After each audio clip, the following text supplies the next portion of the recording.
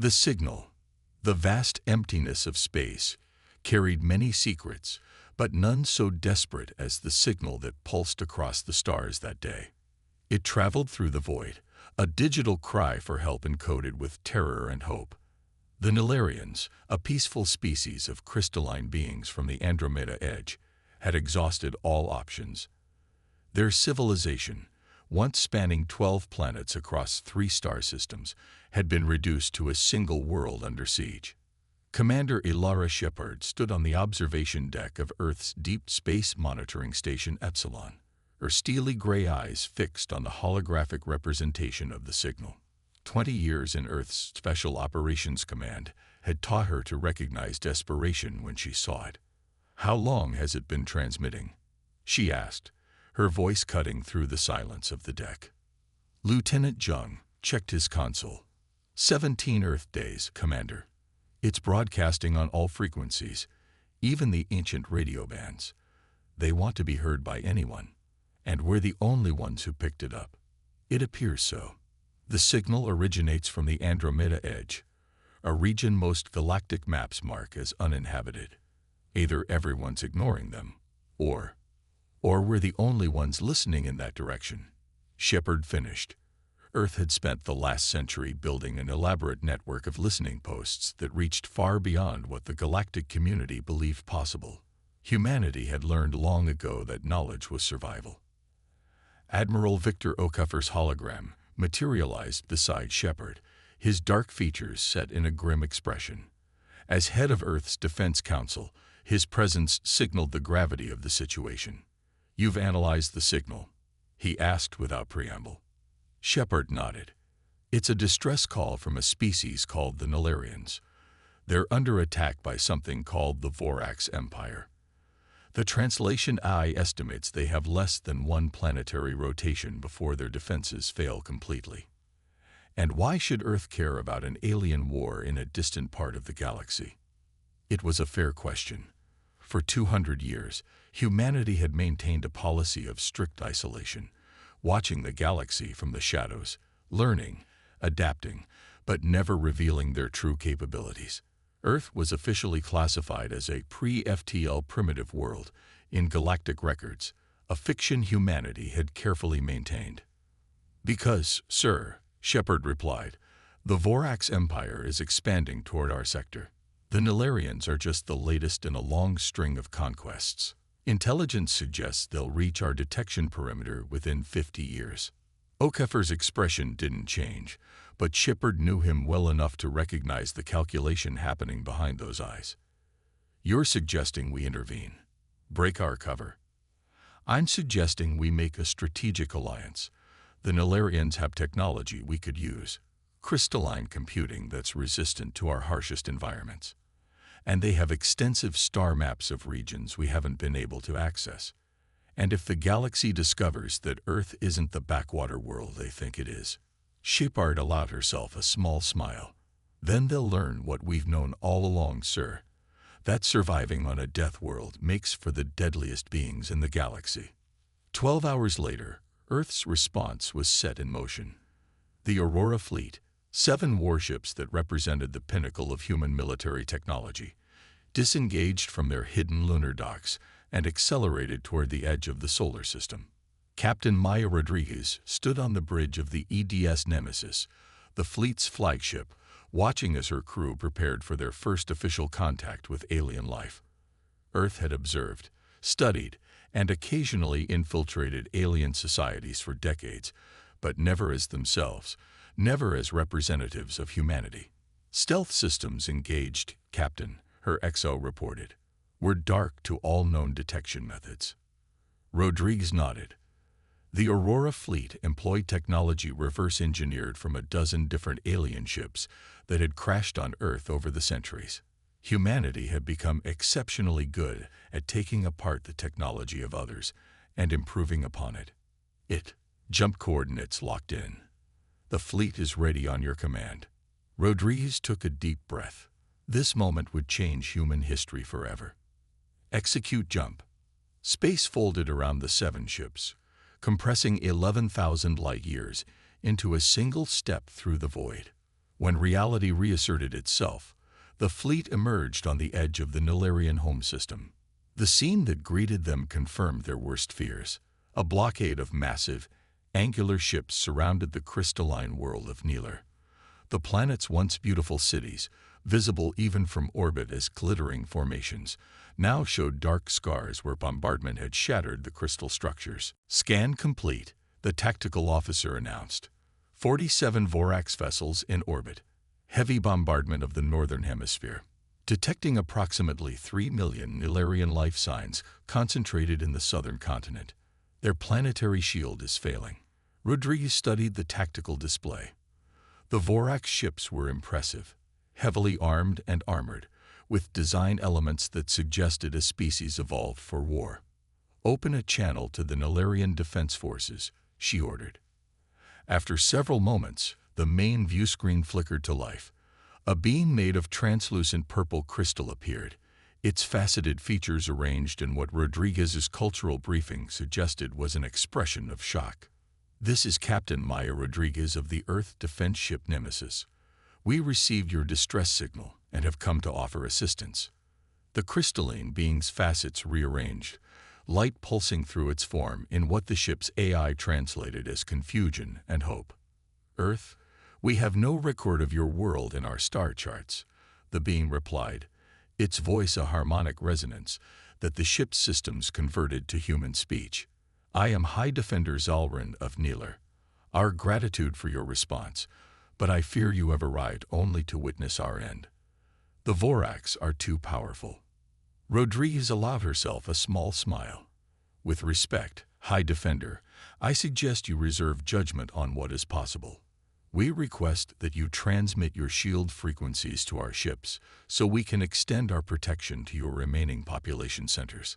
Zalrin hesitated, clearly torn between desperation and caution. How do we know you are not Vorax allies?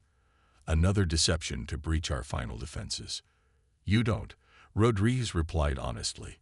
But your shields will fail in approximately 43 minutes according to our scans. We represent your only alternative to extinction. The crystalline being seemed to shimmer with internal light as it considered. Finally, it nodded, a gesture Rodriguez recognized as deliberately adopted for communication with humanoid species. We will transmit the frequencies. Whatever your intentions, they cannot be worse than the fate the Vorax have promised us. As the data streamed in, Rodriguez turned to her tactical officer. Configure our shields to extend over their major population centers, and prepare to introduce ourselves to the Vorax Empire. The 7 ships of the Aurora fleet moved into formation, their advanced drives allowing them to accelerate at speeds that would crush unprotected human bodies. The inertial dampening systems, one of humanity's unique contributions to spacecraft design, made such maneuvers possible. The Vorax noticed them almost immediately. 3 of their warships broke from the bombardment pattern and moved to intercept. They're hailing us, Captain, the communications officer reported. On screen. The view screen shifted to show a reptilian being with crimson scales and 4 yellow eyes. Its mouth, filled with needle-like teeth, formed words that the translator converted to human speech. Unknown vessels, you have entered Vorax Imperial territory. Identify yourselves or be destroyed. Rodriguez straightened in her chair, her expression neutral. This is Captain Rodriguez of the Earth Defense Ship Nemesis. You are attacking a world that has requested our protection. Cease your bombardment and withdraw from this system. The Vorax commander's scales darkened, a sign of either amusement or anger. Earth, the primitive world from the Orion Arm. Your presence here is impossible. Evidently not, Rodriguez replied. I won't repeat my warning. Withdraw your forces. The Vorax commander hissed, all 4 eyes blinking in sequence. You have no authority here, human. The Nilarians possess resources claimed by the Empire. If you interfere, you will share their fate. The transmission cut abruptly. On the tactical display, Rodriguez watched as the 3 Vorax warships accelerated toward them, weapon systems powering up. They're targeting the Nemesis with energy weapons, Tactical reported. Firing solutions locked. Rodriguez nodded. Evasive pattern delta. Deploy countermeasures and prepare to return fire. Let's show them what a species from a death world can do. As the Vorax weapons discharge, the Nemesis executed a maneuver that should have been impossible for a ship of its size, rolling and accelerating simultaneously. The energy beams that should have struck its hull instead passed through empty space. Target their propulsion systems, Rodriguez ordered. Disable, don't destroy. Not yet. The Nemesis's main weapon, a particle accelerator cannon developed from technology found in a crash site in the Siberian wilderness, powered up, its energy signature barely detectable until the moment it fired. A concentrated beam of accelerated particles, invisible to the naked eye, crossed the space between the ships in milliseconds. When it struck the lead Vorax vessel, the effect was immediate and devastating. The ship's engines flared and died, its momentum carrying it forward as emergency systems engaged. Throughout the Nilarian system, similar scenes played out as the other ships of the Aurora fleet engaged the Vorax blockade. Human tactics, developed through centuries of warfare and simulation, proved devastatingly effective against the Vorax, who had grown accustomed to facing enemies that followed predictable patterns. On Niler's surface, millions of crystalline beings watched in awe as the night sky lit up with the confrontation. For the first time in months, the bombardment had ceased. In its place came something none of them had expected, hope delivered by creatures from a world they had never heard of. And across the void, as Nilarian communication relays broadcast the battle, the galaxy received its first glimpse of humanity's true face, not as the primitive species they had been led to believe existed on the unremarkable world called Earth, but as warriors who had answered a desperate cry for help with the deadliest response imaginable. The signal had been heard, and the galaxy would never be the same. The confrontation. Admiral Kraltex, Supreme Commander of the Vorax Empire's 7th Expansion Fleet, was not accustomed to failure. In 3 decades of military service, he had conquered 17 worlds and subjugated dozens of species. His name was whispered in fear across 3 galactic spiral arms. Yet now he found himself staring at a tactical display that showed the unthinkable. 7 unknown vessels had disabled 13 of his warships without suffering significant damage. The remaining Vorax forces had withdrawn to a defensive position on the far side of Niler's largest moon. Impossible, he hissed, his claws leaving deep gouges in the metallic command console. Run another analysis on their weapons and defenses. His second-in-command, a battle-scarred Vorax named Vexcor, approached cautiously. The analysis is complete, Admiral. Their technology incorporates elements from multiple known species, but with modifications we've never encountered. Their shield harmonics shift at random intervals, making targeting solutions nearly impossible to maintain. And their claim, that they are from Earth. Vexcor's scales rippled with uncertainty. Our records indicate Earth is a Class 4 death world in the Orion Arm, inhabited by a pre-FTL species. The Galactic Survey conducted by the Ancient Alliance classified humans as primitives barely capable of reaching their own moon. Kraltex's eyes narrowed. The survey was wrong, or deliberately falsified. The Admiral activated a secure channel to Vorax Prime, the massive fortress world that served as the Empire's capital. What he was about to report would change the Empire's expansion plans significantly. On board the Nemesis, Captain Rodriguez was reviewing the battle damage report, minimal, as expected given the technical disparity between human and Vorax vessels, when Commander Shepard entered the bridge. The Nilarian High Council is requesting a meeting, Shepard reported. They're somewhat in shock. Rodriguez nodded. I imagine they are. Arrange a delegation. We should meet them on their surface. Show good faith. 2 hours later, Rodriguez, Shepard, and a small security team descended to the surface of Niler in a shuttle. They wore standard environmental suits, not because they needed them for survival, but because human containment protocols required it for first official contact. Humanity had learned caution through harsh experience. The Nilarian capital was a wonder of crystalline architecture, though now marred by bombardment damage.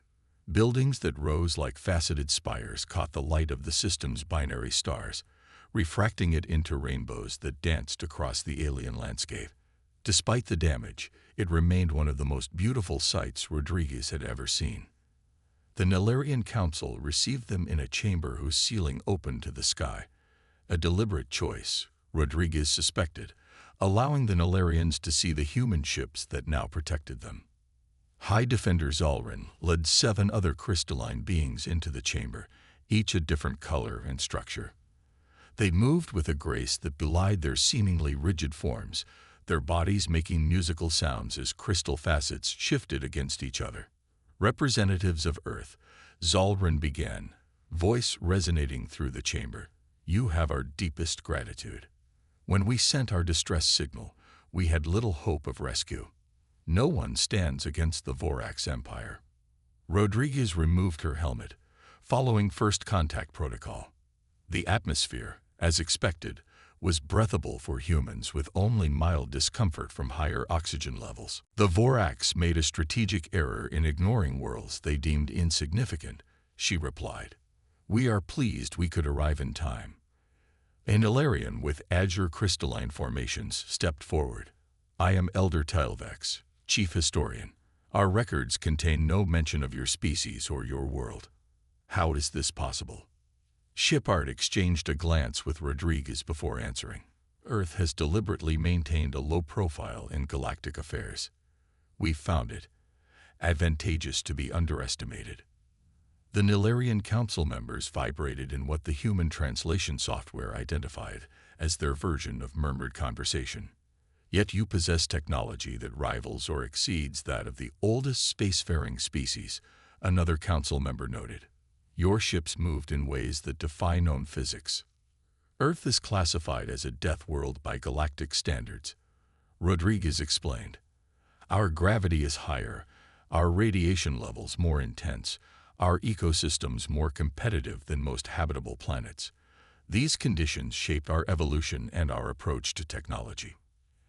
And your intervention here? Zalrin asked. Why risk revealing yourselves for our sake? Rodriguez had been briefed on how to answer this inevitable question.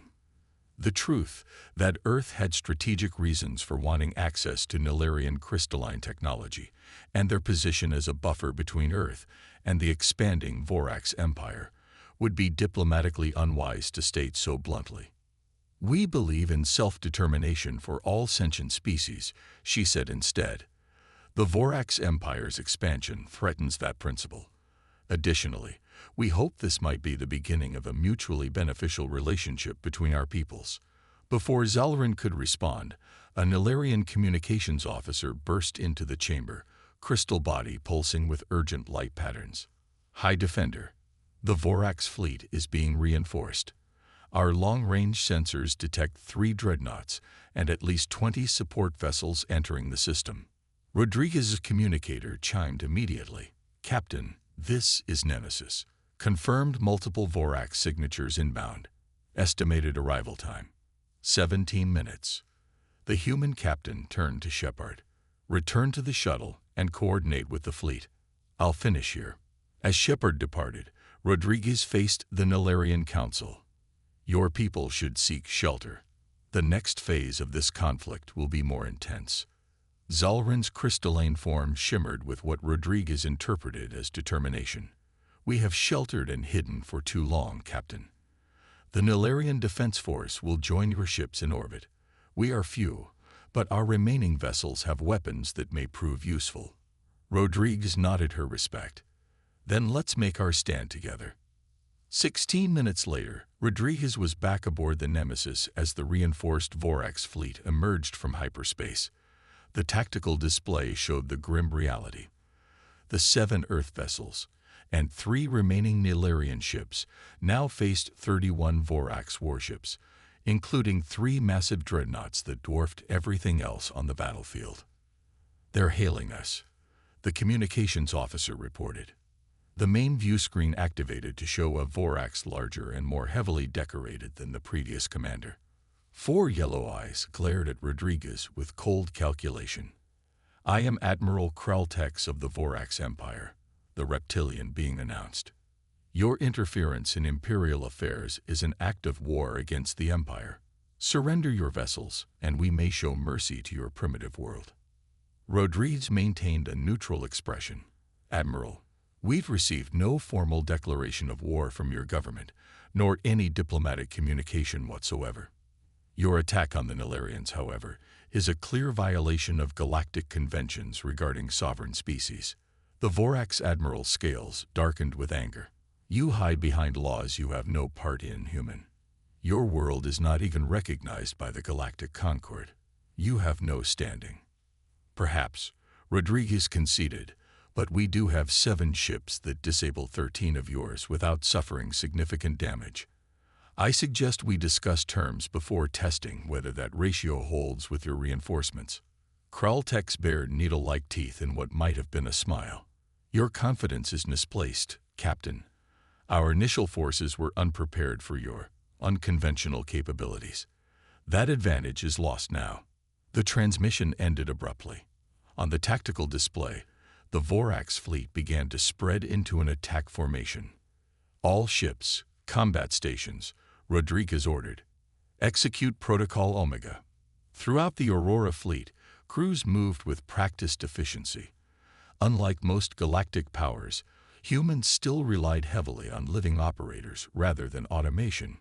Earth's military philosophy held that the unpredictability of human decision-making was a strategic advantage against AI-driven combat systems. What followed was unlike anything the Nilarians, or indeed the wider galaxy witnessing through long-range sensors, had ever seen. The 7 Earth vessels executed maneuvers that seemed to defy physics, accelerating and changing direction at rates that would have killed most organic pilots.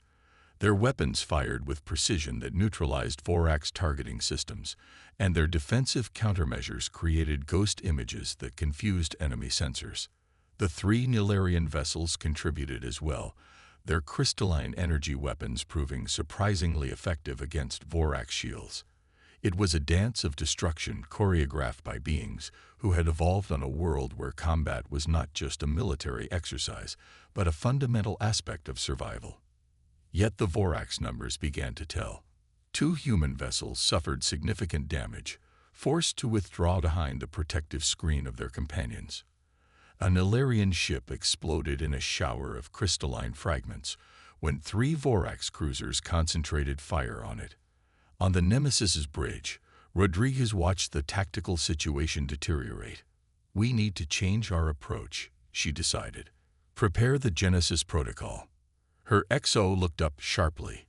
Captain, Genesis hasn't been field tested against a force this size. Then this will be quite the test, Rodriguez replied grimly. Transmit the execution codes to all fleet vessels.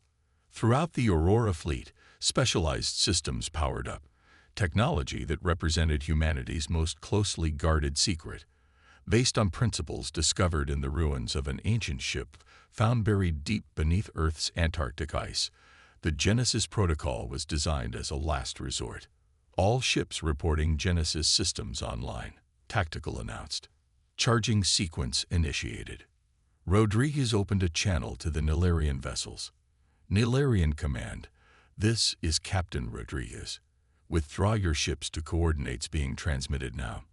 Maintain that position regardless of what you observe. As the Nilarian ships complied, the Vorax pressed their advantage, believing the humans were preparing to retreat. Admiral Kraltex, sensing victory, ordered his dreadnoughts to move in for the kill.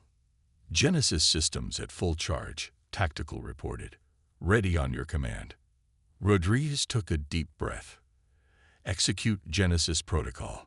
For a brief moment, nothing seemed to happen. Then, like a ripple in reality itself, a wave of energy expanded from each human vessel. When it touched the Vorax ships, their systems began to fail, not from damage, but from something more fundamental. The energy was affecting the very principles by which their technology operated. Engines died. Weapons fell silent. Life support systems flickered as backup power engaged.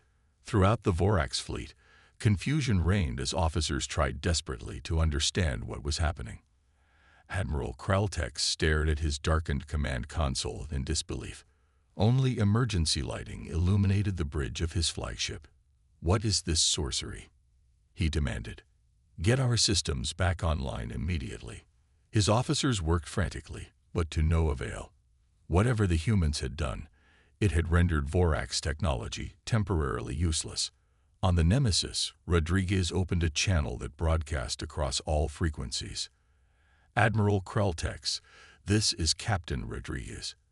As you can see, we could disable your entire fleet if we wished. What you're experiencing is temporary, this time. I suggest you reconsider your position on the Nilarian matter." Throughout the galaxy, sensor stations operated by dozens of species recorded the confrontation. News spread quickly through secure channels, then through public networks.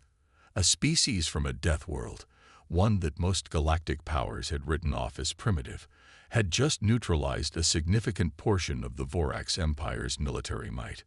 The balance of power had shifted in a single engagement, and as frightened government officials and military leaders reviewed the footage, one question echoed through the halls of power on 1,000 worlds.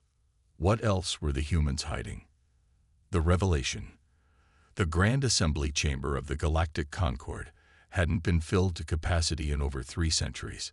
Today, representatives from 417 species crowded the massive hall, their voices creating a cacophony of languages, clicks, whistles, and subharmonic rumbles. At the center of the chamber, the High Council, composed of delegates from the 12 oldest spacefaring civilizations, attempted to maintain order. High Counselor Vexnal, a bioluminescent being from the ancient Arcturian collective, raised all 4 of his appendages for silence. "Order," his translator broadcast across the chamber. "This emergency session of the Concord will come to order." Gradually, the noise subsided. Every representative, from the massive gas giant dwellers of the Jovian Consortium to the microscopic hive minds of the quantum collectives, turned their attention to the council days. "We have convened this emergency session," Vexnal continued, "to address the events in the Nilarian system and the emergence of a previously unclassified military power. Representatives from both the Vorax Empire and the Nilarian Collective are present, as are," he paused, "antenna pulsing with blue light, observers from Earth." A murmur swept through the chamber as attention shifted to a small delegation seated in the observer section. 3 humans, 2 females, and 1 male, sat calmly beneath the collective gaze of the galaxy's most powerful entities. Commander Ilara Shepard maintained a neutral expression as she surveyed the assembly. Beside her, Professor Alan Chen, Earth's leading xenoanthropologist, furiously took notes on a datapad. Admiral Victor Okafor, representing Earth's Defense Council, sat ramrod straight, his military bearing evident even to species with vastly different physical forms. "The Council recognizes Admiral Kraltex of the Vorax Empire," Vexnal announced. The Vorax Admiral approached the speaker's platform, his scales still showing the dull patina of stress. The once proud military leader had been summoned directly from the humiliating retreat from Nilarian space. "High Council, esteemed representatives," Kraltex began, his voice a controlled hiss. "The Vorax Empire was engaged in a legitimate resource acquisition operation in the Nilarian system when we were attacked by an unknown fleet claiming to be from Earth." Murmurs of disbelief rippled through the chamber. These vessels employed technology far beyond what should be possible for a pre-FTL species. They interfered in Imperial affairs and used some form of energy weapon that disabled our fleet without causing physical damage. Kraltex's eyes narrowed as he glared at the human delegation. "We demand an investigation into how a Death World species acquired such technology and why their true capabilities have been concealed from the Galactic Concord." As the Vorax Admiral stepped back, High Defender Zalrin of the Nilarian Collective took his place. The crystalline being's form caught the chamber's light, sending rainbow reflections across the walls. "The Vorax account is deliberately misleading." Zalrin's harmonic voice resonated through the chamber. "They were not engaged in resource acquisition, but planetary bombardment with the intent to commit genocide. Our species sent out a distress call after 3 of our colony worlds had already fallen. Earth's vessels responded to that call when no other power would aid us. The crystalline defender turned, addressing the wider assembly. Many of you ignored our pleas, fearing the Vorax Empire's retribution. Earth alone answered, and in doing so, saved our species from extinction. We owe them our continued existence. The chamber erupted in overlapping conversations as representatives debated among themselves. High Counselor Vex now allowed it to continue for several minutes before calling for order again. The Council now recognizes Admiral Victor Okafor of Earth. The human admiral rose with deliberate slowness, his dark eyes scanning the assembly as he approached the platform. Unlike the other speakers, he carried no notes or data devices. High Council, representatives of the Galactic Concord, he began, his deep voice carrying easily through the chamber. I come before you today not to apologize for Earth's actions, but to correct a historical record that has been, at best, incomplete. He paused, letting his gaze sweep across the High Council members, who shifted uncomfortably. Earth is indeed classified as a death world by your standards. Our gravity is higher, our radiation levels more intense, our biosphere more competitive than most habitable planets. These conditions shaped my species into what we are, adaptable, resourceful, and perhaps more pragmatic about survival than many gathered here. Admiral Okafor tapped a control on the platform, and a holographic display appeared above the chamber, a historical record from the Concord archives. 843 years ago, by our calendar, a survey ship from the Ancient Alliance visited our solar system. At that time, human civilization had not yet achieved spaceflight. The survey team classified Earth as a pre-industrial world of no significant interest and recommended standard non-interference protocols. The hologram shifted to show another record, this one visibly encrypted with high security markers. What the public record doesn't show is the second recommendation made by that survey team, a recommendation that only the High Council was privy to. Okafor's voice hardened slightly. They recognized something in human physiology and neurological patterns that alarmed them. They saw our adaptability, our aggression when threatened, our tendency to advance through conflict, and they were afraid. The High Council members exchanged glances, their various appendages and sensory organs displaying signs of discomfort. The survey team recommended quarantine, Okafor continued. Not the standard non-interference protocol, but active measures to ensure humanity remained isolated from the galactic community. Automated beacons were placed throughout our solar system, designed to divert passing ships. Surveillance platforms monitored our development, and any vessel that crashed on our world was to be written off as lost, its crew abandoned to prevent contamination. A shocked silence fell over the assembly. What Okafor was describing violated the Concord's most fundamental principles of non-interference and respect for emerging species. What the Ancient Alliance failed to consider, Okafor said, his voice now carrying a hint of pride, was that a species evolved on a death world doesn't give up easily. When alien ships crashed on Earth, and there were several over the centuries, we studied them, reverse engineered them, used what we learned to advance our own technology at an accelerated rate. The hologram changed again, showing a timeline of Earth's technological development. What should have taken millennia had been compressed into centuries. 53 years ago, we achieved our first faster-than-light jump. 39 years ago, we established our first off-world colony outside our solar system.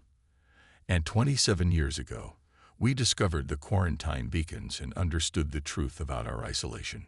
Counselor Vexnell's bioluminescence pulsed with agitation. Admiral, these are serious accusations against the Ancient Alliance, most of whose member species have since ascended or died out. The current council cannot be held accountable for decisions made centuries ago. We do not seek accountability, Counselor, Okafor replied. Only understanding. Humanity chose not to announce our presence to the galaxy immediately upon discovering the truth. Instead, we watched, we learned, We built our defenses and expanded quietly, avoiding the quarantine zones. The Admiral's expression softened slightly. We might have remained in self-imposed isolation for decades more, but the Nilarian distress signal changed our calculations. We could not stand by and watch a peaceful species be exterminated when we had the power to prevent it. High Defender Zalrin's crystalline form vibrated with emotion. And for that, my people will be eternally grateful. Admiral Krelltex moved forward aggressively. This changes nothing. The humans have admitted to developing military technology in secret and interfering in imperial affairs. They must be sanctioned. Okafor turned to face the Vorax Admiral directly. The Vorax Empire has conquered 17 worlds in the past 3 decades. How many of those species are represented in this chamber today? How many were given the chance to evolve naturally, to determine their own fate? The Vorax Admiral's scales darkened with rage, but he had no answer. Humanity does not seek conflict, Okafor continued, addressing the wider assembly again. We have revealed ourselves now, because circumstances demanded it, but our preference remains peaceful coexistence and mutual advancement. We request formal recognition from the Galactic Concord and the lifting of the quarantine designation that has isolated our world for too long. As Okafor returned to his seat, the chamber erupted in debate. Species with ancient rivalries found themselves aligned on the question of Earth, while traditional allies split along lines of fear or pragmatism. Commander Shepard leaned toward Okafor. "That went about as expected," she murmured. The Admiral nodded slightly. "The truth generally creates more questions than answers, Commander. But it was time." Professor Chen looked up from his datapad, his eyes wide with excitement. "The xenosociological implications are fascinating. The reaction patterns follow almost exactly the model we predicted. Fear from the hierarchical species, curiosity from the communal ones." 3 days of intense negotiation followed. Earth's representatives met with delegations from dozens of species, answering questions, providing assurances, and occasionally demonstrating technological capabilities to prove their claims.